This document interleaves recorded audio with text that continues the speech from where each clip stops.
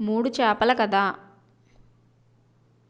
అనగనగా ఒక ఊరిలో ఒక మంచినీళ్ళు చెరువు ఉండేది. ఆ చెరువులో పులస, ఇలస, గిలస అనే మూడు చేపలు ఉండేవి.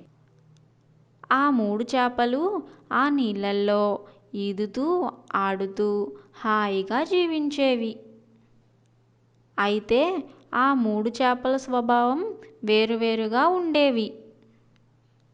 పులస దూరదృష్టితో ముందుగా ఏం జరగబోతుందో అని ఆలోచించి దాని ప్రకారం నిర్ణయాలు తీసుకుని తగు జాగ్రత్తలతో పనులు చేసేది. ఇలస అందుకు భిన్నంగా ఏదైనా ఆపద వాటిల్లినప్పుడు అప్పటికప్పుడు సమయస్ఫూర్తితో వ్యవహరించి ప్రమాదాల బారి నుండి తనని తాను రక్షించుకునేది. గిలస దేని గురించి ఆలోచించకుండా ఎప్పుడూ బద్ధకంగా నిశ్చయంతగా రోజులు గడిపేది. ఇది ఇలా ఉండగా ఒక వేసవి కాలంలో ఎండలు చాలా ఎక్కువ అయ్యాయి. ఆ ఎండల తీవ్రతకు చెరువులోని నీళ్లు మొత్తం ఆవిరైపోయాయి. రాబోయే విపత్కర పరిస్థితులను ముందుగానే అంచనా వేసింది పులస. తన మిత్రులిద్దరి దగ్గరికి వెళ్ళింది. మిత్రులారా, ఈసారి ఎండలు చాలా ఎక్కువగా ఉన్నాయి. ఇలాగే ఉంటే కొంతకాలానికి చెరువులోని నీళ్లు మొత్తం తగ్గిపోయే ప్రమాదం ఉంది. కాబట్టి మనం ముందే ఈ చెరువును విడిచిపెట్టి ఊరి చివర ఉన్న పెద్ద చెరువులోకి వెళ్ళిపోదాం. అంతేకాదు, నీళ్లు తగ్గిపోతే జాలర్లు వలలు వేసి మనల్ని పట్టేయడానికి వస్తారు. ఆ సమయంలో మనం ఆ వలకి సులువుగా చిక్కిపోతాం. పులస మాటలు వినకుండా పరిహాసం ఆడాయి మిగిలిన చేపలు.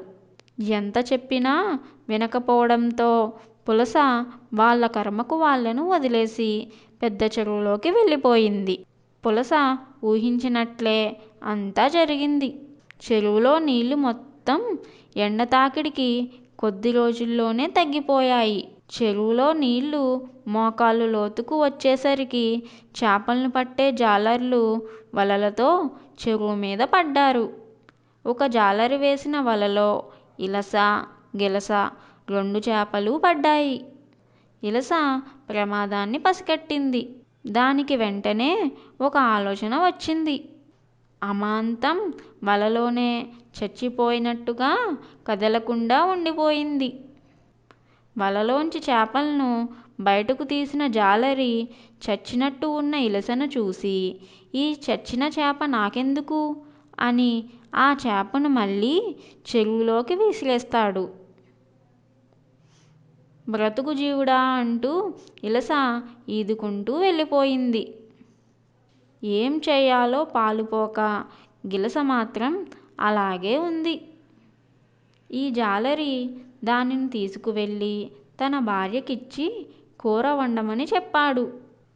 ఆ విధంగా గిలస అర్ధాంతరంగా నిస్సహాయంగా చచ్చిపోయింది. అందుకే ముందుగా ఏం జరగబోతుందో ఆలోచించి ప్రమాదాలను పసిగట్టాలి.